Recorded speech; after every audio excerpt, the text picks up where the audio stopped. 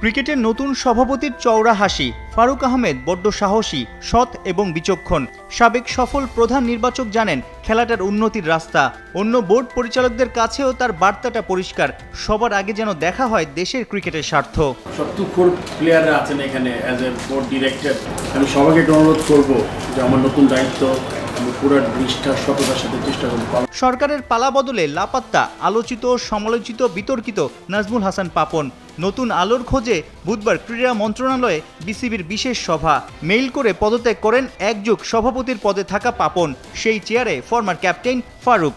আগের প্রেসিডেন্ট জনাব নাজমুল হাসান ওনার পদত্যাগপত্র গৃহীত হয়েছেন এবং আজকের সভায় সিদ্ধান্ত হয়েছেন এবং নির্বাচিত হয়েছেন নতুন প্রেসিডেন্ট হিসাবে জনাব ফারুক আহমেদ। বিসিবির গঠনতন্ত্র অনুযায়ী দুজন কাউন্সিলরকে মনোনীত করতে পারে জাতীয় ক্রীড়া পরিষদ। সেই কোটায় এতদিন ডিরেক্টর ছিলেন জালাল ইউনুস ও সাজ্জাতুল আলম ববি। দুজনেই সরে যান। সেই জায়গায় এনএসসি থেকে যোগ দিয়ে বোর্ড পরিচালক হন ফারুক আহমেদ এবং নাজমুল আবেদিন ফাহিম। সভাতে উপস্থিত ডিরেক্টরদের সম্মতিতে নতুন সভাপতির দায়িত্ব বুঝে নেন সাবেক অধিনায়ক ফারুক আহমেদ। বিসিবি পেল প্রথম ক্রিকেটার প্রেসিডেন্ট। টিমকে একটা জায়গায় দেখতে চাই, তো সেক্ষেত্রে এটা তো একটা অনেক বড় একটা ব্যাপার। কিভাবে দেখবো, সো অনেক জায়গায় আমাদের কাজ করতে হবে। প্রধান এবং প্রধানতম দায়িত্ব হচ্ছে আমার যে ক্রিকেটকে এগিয়ে নিয়ে যা, দেশকে এগিয়ে নিয়ে যা। এটা যদি আমরা মাথায় রাখি বাংলাদেশ এবং বাংলাদেশ ক্রিকেট দল, তাহলে আমাদের কাজগুলো খুব সহজ হবে।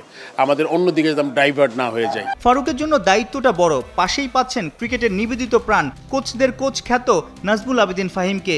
মজার ব্যাপার, কাজের পরিবেশ ভালো না দেখে ফারুক এবং ফাহিম দুজনেই বিসিবি থেকে পূর্বে পদত্যাগ করেছিলেন।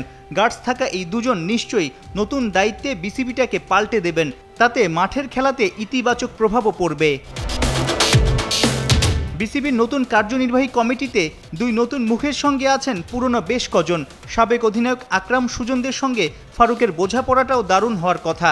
বিশেষ সভাতে আরও উপস্থিত ছিলেন পরিচালক মাহবুব আনাম, ফাহিম সিনহা, কাজী ইনাম আহমেদ, ইফতেখার মিঠু, সালাউদ্দিন চৌধুরী এবং সাইফুল আলম স্বপন। ছাত্র জনতার অভ্যুত্থানে প্রাণ হারানো সকল শহীদদের স্মরণে বিশেষ সভা শুরুর আগেই 1 মিনিট নীরবতা পালন করেন বিসিবির কর্তারা। সাইফুল রূপক, ৭১, ঢাকা।